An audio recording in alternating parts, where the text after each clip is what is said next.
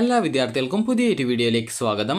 ഈ വർഷത്തെ +1 higher secondary സേയോർ improvement പരീക്ഷയുടെ റീവാലുവേഷൻ റിസൾട്ട് പ്രസിദ്ധീകരിച്ചു. വിദ്യാർത്ഥികൾക്ക് dhsc.kerala.gov.in എന്നുള്ള വെബ്സൈറ്റ് ഓപ്പൺ ചെയ്ത ശേഷം വിദ്യാർത്ഥികൾക്ക് താഴെ കാണാൻ സാധിക്കുന്നതാണ് എക്സാമിനേഷൻസ് എന്ന് പറഞ്ഞുകൊണ്ട് കാണാൻ സാധിക്കും. ഇവിടെ നിങ്ങൾക്ക് result RVCNS revaluation result 10% or above എന്ന് പറഞ്ഞുകൊണ്ടുള്ള ഒരു ലിങ്ക് ഉണ്ട്. അപ്പോൾ അതിൽ നിങ്ങൾക്ക് റീവാലുവേഷൻ റിസൾട്ട് വന്ന സമയത്ത് നിങ്ങൾക്ക് ഈ ഒരു മാർക്ക് കൂടിയിട്ടുണ്ടോ ഇല്ലയോ എന്നുള്ള കാര്യം നമുക്ക് നോക്കാം. അപ്പോൾ ഈ ഒരു +1 സേയോർ ഇംപ്രൂവ്മെൻറ്റ് പരീക്ഷയുടെ റീവാലുവേഷൻ്റെ റിസൾട്ടാണിത്. അപ്പോൾ ജസ്റ്റ് ഈ ഒരു സർക്കുലർ പറഞ്ഞിട്ടുള്ളത് 2025 മാർച്ച് 1 വർഷ ഇംപ്രൂവ്മെൻറ്റ് പരീക്ഷ പുനർമൂല്യനിർണ്ണയം സൂക്ഷ്മ പരിശോധന എന്നിവയുടെ ഫലം ഇതോടൊപ്പം പ്രസിദ്ധീകരിക്കുന്നു. പുനർമൂല്യനിർണ്ണയ ഫലത്തിൽ മാറ്റമുള്ള വിദ്യാർത്ഥികളുടെ സ്കൂളിലെ പ്രിൻസിപ്പൽമാർ താഴെ പറയുന്ന കാര്യങ്ങൾ ശ്രദ്ധിക്കേണ്ടതാണ്. 1 വർഷ ഇംപ്രൂവ്മെൻറ്റ് പുനർമൂല്യനിർണ്ണയത്തിന് മാത്രം അപേക്ഷിച്ച് മാർക്ക് വ്യത്യാസം വന്ന വിദ്യാർത്ഥികളുടെ മാർക്ക് ലിസ്റ്റ് ശേഖരിച്ച് ഫലത്തിൻ്റെ കോപ്പി ബന്ധപ്പെട്ട പ്രിൻസിപ്പാളിൻ്റെ ആമുഖ കത്ത് എന്നിവ സഹിതം ഡയറക്ടറേറ്റിലേക്ക് മാർക്ക് ലിസ്റ്റ് മാറ്റം വരുത്തുവാനായിട്ട് അയക്കേണ്ടതാണ്. ഇതിൽ 2ാം വർഷം ഗ്രേസ് മാർക്ക് ഉള്ള വിദ്യാർത്ഥികൾക്ക് ഇംപ്രൂവ്മെൻറ്റ് പരീക്ഷയുടെ റീവാലുവേഷൻ കാരണം ഉണ്ടാകുന്ന മാർക്ക് വ്യത്യാസത്തിൽ ഗ്രേസ് മാർക്കിൽ ഉണ്ടാകുന്ന കുറവ് മറ്റ് വിഷയങ്ങളിൽ മാറ്റി നൽകണം. എങ്കിൽ 90% വരെ അവരുടെ അനുമതി പത്രം കൂടി ഉള്ളടക്കം ചെയ്യേണ്ടതാണ്. ഇല്ല എങ്കിൽ ഈ ഒരു മാർക്ക് വ്യത്യാസം വന്ന വിഷയത്തിൽ 90% അധികം വരുന്ന ഗ്രേസ് മാർക്ക് മറ്റു വിഷയങ്ങൾക്ക് നൽകുന്നതല്ല.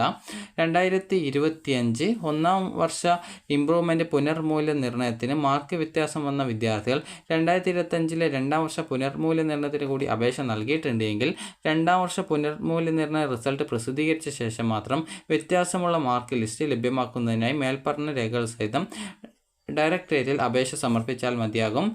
ഈ ഒരു മാർക്കിൻ്റെ വ്യത്യാസം പോലും വിദ്യാർത്ഥികളുടെ 2ാം വർഷ ഫലത്തിൽ കാര്യമായ വ്യത്യാസം ഉണ്ടാകുന്നു എന്നതിനാൽ പുനർമൂല്യനിർണ്ണയത്തിൽ മാർക്ക് വ്യത്യാസം വരുന്ന മുഴുവൻ വിദ്യാർത്ഥികളുടെയും മാർക്ക് ലിസ്റ്റ് പ്രിൻസിപ്പൽമാർ മാറ്റം വരുത്തുന്നതിനായിട്ട് ഡയറക്ടറേറ്റിൽ ലഭ്യമാക്കേണ്ടതാണ്.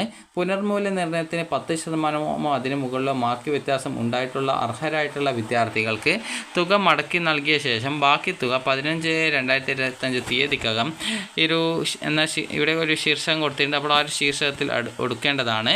അതായത് 0202-01-102-9 അതുപോലെ ബ്രാക്കറ്റിൽ 03 അതർ റെസിപ്റ്റ്സ് എന്ന ഉള്ള ആ ശീർഷകത്തിൽ കൊടുക്കേണ്ടതാണ്.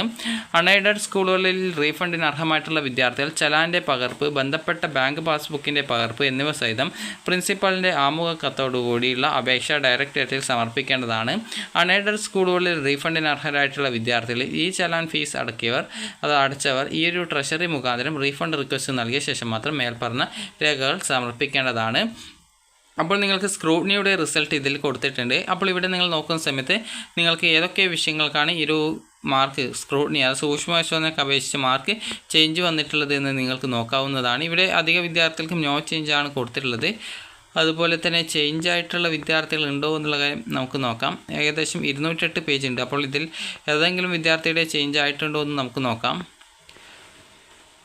അപ്പോൾ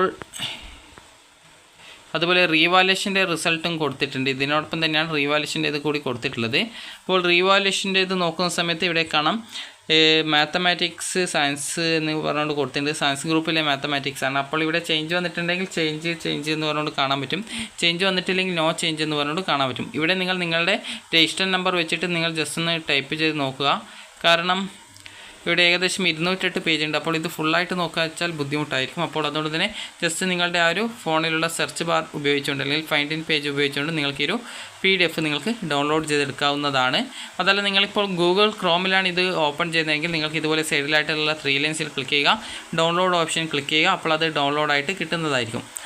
ക്രോം ബ്രൗസറിൽ ഈ ഒരു രീതിയിലാണ് നിങ്ങൾക്ക് കാണാനായിട്ട് സാധിക്കുക. അപ്പോൾ ഈ ഒരു രീതിയിൽ ജസ്റ്റ് നിങ്ങൾക്ക് ഇതുപോലെ മെസ്സേജ് വരുന്നതാണ്. അപ്പോൾ നിങ്ങൾക്ക് എന്താണ് ചെയ്യേണ്ടത്, അതായത് കീപ്പ് ചെയ്യണോ വേണ്ടയോ എന്ന് നിങ്ങൾക്ക് ചെയ്യാവുന്നതാണ്. അപ്പോൾ കീപ്പ് കൊടുത്തു കഴിഞ്ഞാൽ അത് നിങ്ങളുടെ ആ ഒരു ഫോണിലേക്ക് അത് ഡൗൺലോഡ് ആയിട്ട് വരും. ചില സമയത്ത് മാത്രമേ ഈ ഒരു രീതിയിൽ സെക്യൂരിറ്റി ഇഷ്യൂസ് എന്തെങ്കിലും വരികയാണെങ്കിൽ മാത്രമാണ് അങ്ങനെ കാണിക്കുകയുള്ളൂ. അതുപോലെ തന്നെ ഇനി വിദ്യാർത്ഥികൾക്ക് ആർക്കൊക്കെയാണ് ഈ ഒരു റീവാലുവേഷന് കൊടുത്ത് മാർക്ക് കൂടിയിട്ടുള്ളത് എന്നുള്ള കാര്യം നമുക്ക് നോക്കാം. അതിനായിട്ട് ഇവിടെ 2ാമത്തെ ലിങ്ക് ഉണ്ട്, അതായത് റീവാലുവേഷൻ റിസൾട്ട് എന്ന് പറഞ്ഞുകൊണ്ട് കൊടുത്തിട്ടുണ്ട്. അപ്പോൾ അത് ജസ്റ്റ് ഒന്ന് ക്ലിക്ക് ചെയ്യുക.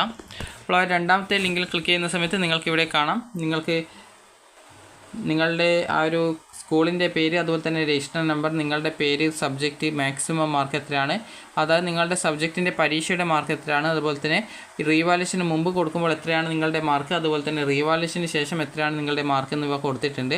അപ്പോൾ ഇതിൽ എങ്ങനെയാണ് 10% മാർക്ക് എന്നതുകൊണ്ട് ഉദ്ദേശിക്കുന്നത് എങ്ങനെയാണെന്ന് ചോദിച്ചു കഴിഞ്ഞാൽ, ഇവിടെ നിങ്ങൾ നോക്കുന്ന സമയത്ത് അതായത് 10% എന്ന് പറയുമ്പോൾ അതായത് ഇവിടെ ആർക്കാണ് കൂടിയിട്ടുള്ളത് എന്നുള്ള കാര്യം നമുക്ക് നോക്കാം. ഇപ്പോൾ 10%-ൽ ഇവിടെ കൂടിയിട്ടുള്ളത് ഇവിടെ നിങ്ങൾക്ക് കാണാം. അതായത് ഇവിടെ ഈ ഒരു വിദ്യാർത്ഥിക്ക് മാത്തമാറ്റിക്സ് സയൻസ് ആണ് 60-ലാണ് വരുന്നത്. അപ്പോൾ 25 മാർക്കാണ് റീവാലുവേഷന് മുമ്പുള്ളത്. റീവാലുവേഷന് ശേഷം 38 മാർക്കാണ്. അതായത് 60 മാർക്കിൻ്റെ സബ്ജക്റ്റിൽ 6 മാർക്ക് എക്സ്ട്രാ കൂടിയാലാണ് റീഫണ്ട് കിട്ടുക. അപ്പോൾ ഇവിടെ 25 മാർക്കിനോടൊപ്പം ഈ ഒരു 38 വരണമെങ്കിൽ 6 മാർക്കല്ല 6ഉം അതായത് ഏകദേശം 13 മാർക്ക് കൂടിയിട്ടുണ്ട്. അപ്പോൾ ഈ രീതിയിൽ ആ ഒരു വിദ്യാർത്ഥിക്ക് 6 മാർക്കിനേക്കാൾ കൂടുതലുണ്ട്, 6 മാർക്കോ അതിൽ കൂടുതലുണ്ടെങ്കിൽ റീഫണ്ട് കിട്ടുന്നതാണ്. ഇനിയിപ്പോൾ അടുത്തത് 80 മാർക്കിൻ്റെ സബ്ജക്റ്റ് നമുക്ക് നോക്കാം. 80 മാർക്ക് സബ്ജക്റ്റ് ആണെങ്കിൽ റീവാലുവേഷന് മുമ്പുള്ളതിനേക്കാൾ 8 മാർക്ക് കൂടിയിട്ടുണ്ടെങ്കിലാണ് വിദ്യാർത്ഥികൾക്ക് റീഫണ്ട് കിട്ടുക.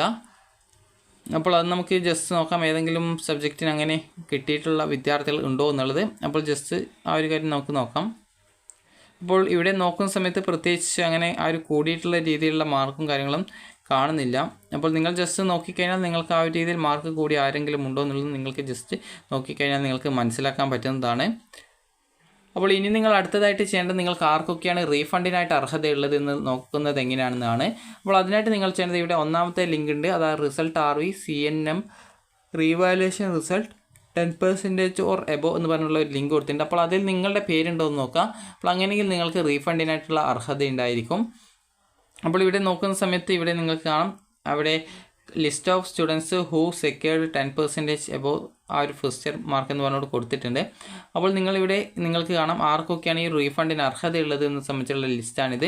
അപ്പോൾ ഇതിൽ നിങ്ങളുടെ പേര് ഉണ്ട് എങ്കിൽ നിങ്ങൾക്ക് കൃത്യമായിട്ട് ഈ ഒരു റീഫണ്ടിനായിട്ടുള്ള റീഫണ്ട് തുക ലഭിക്കുന്നതായിരിക്കും. അപ്പോൾ വിദ്യാർത്ഥികൾക്ക് അതായത് ആർക്കൊക്കെയാണ് ഈ റീഫണ്ടിനായിട്ട് അർഹതയുള്ളത് എന്ന് നോക്കുന്ന സമയത്ത് അതായത് ഏകദേശം 421 വിദ്യാർത്ഥികൾക്കാണ് ഈ റീഫണ്ടിനായിട്ട് അതായത് റീവാലുവേഷൻ അപേക്ഷിച്ച വിദ്യാർത്ഥികൾ റീഫണ്ടിനായിട്ട് അർഹതയുള്ളത്. അപ്പോൾ വിദ്യാർത്ഥികൾക്ക് ഈ ഒരു വീഡിയോ ഉപകാരപ്രദമായിട്ടുണ്ടെന്ന് കരുതുന്നു. അപ്പോൾ ഈ ഒരു വെബ്സൈറ്റിലേക്കുള്ള ലിങ്ക് വീഡിയോയുടെ താഴെ ഡിസ്ക്രിപ്ഷനിൽ കൊടുത്തിട്ടുണ്ട്. ജസ്റ്റ് നിങ്ങൾക്ക് അതിൽ ക്ലിക്ക് ചെയ്തുകൊണ്ട് ഈ ഒരു പേജിലേക്ക് പ്രവേശിക്കാവുന്നതാണ്. അപ്പോൾ വിദ്യാർത്ഥികൾക്ക് ഈ ഒരു വീഡിയോ ഉപകാരപ്രദമായിട്ടുണ്ടെങ്കിൽ ലൈക്ക് ചെയ്യുക, ഷെയർ ചെയ്യുക. Thank you for watching.